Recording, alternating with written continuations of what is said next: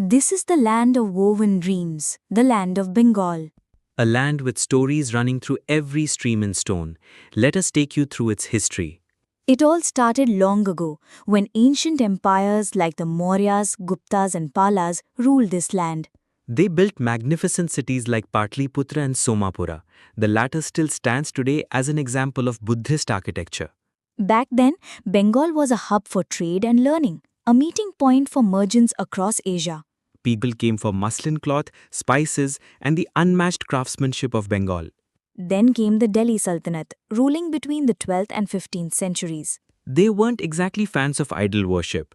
Many temples were destroyed during this time. But new architecture also rose, mosques built with grandeur, like the one in Lal Bagh Fort, red sandstone, wide arches, rich design.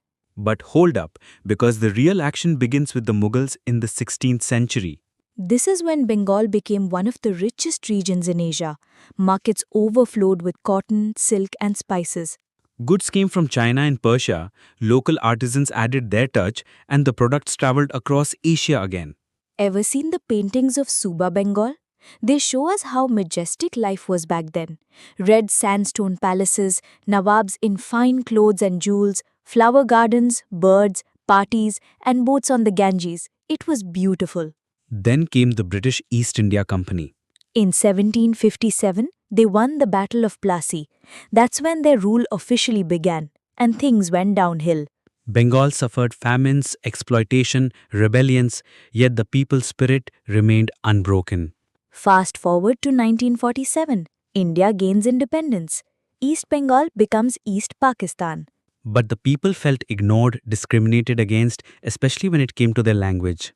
Urdu was declared the national language, but most of East Pakistan spoke Bengali. So in 1952, a protest broke out in Dhaka over this issue. Students stood up and demanded their language be recognized. Some were killed, and that's why we remember February 21st as Martyrs' Day. Their sacrifice led to the language movement, inspiring people across the world.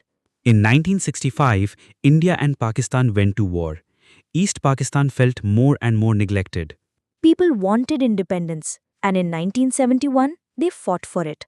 On March 7, Sheikh Mujibur Rahman gave his iconic speech in Dhaka calling for freedom. A brutal 9-month war followed. Finally, on December 16, 1971, Bangladesh was born. Victory Day. A flag was raised, green for nature, red for courage, with the map of rivers in between. But independence wasn't easy. Roads were destroyed, factories gone, homes lost. Millions were displaced, but the people of Bangladesh, they stood up, helped each other and began to rebuild. In the 1980s, political problems emerged again, but step by step, growth returned. In 2021, Bangladesh was a developing country. Economy, education, technology, everything started to move forward. 35% of people had internet access. Villages had digital centers. Youth studied, traveled, used social media. Global companies came to invest. One of the biggest national achievements, the Padma Bridge. 6.15 kilometers long, connecting Dhaka with the southwest. It changed everything.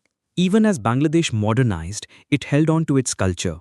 Every February, the Ekushi Book Fair, the biggest literary event in South Asia. Writers, publishers, readers all gathered to celebrate Bengali literature. And then there's music, baul songs, folk songs, instruments, poetry, emotions in every beat. The dhak drum sounds, people dance, lyrics touch love, nature, even social struggles. Bangladeshi hands create magic. Jamdani saris, ceramics, leather goods. And the food? Rice, fish, dal, pickles, sweets, coconut candy, date molasses, there's something for every taste. Nothing compares to Poila Boisak, the Bengali New Year. Colorful processions, traditional music, new clothes, street food, hope and joy everywhere. I've told stories of kingdoms, wars, dreams, and pride. And today, Bangladesh stands tall, an independent nation that honors its roots. From ancient empires to now, this country has changed a lot. But one thing never changed, its people, its culture, its courage. Look at the children, laughing, waving flags, dreaming beneath the sky. Imagine standing by a river at sunset, the warmth of the people, the sound of Bangla, the beauty of red brick villages. Whether in the busy streets of Dhaka or the calm of a village, you'll feel something deep. Because Bangladesh is more than a place, it's a feeling, a journey, a heartbeat. This is the story of Bangladesh.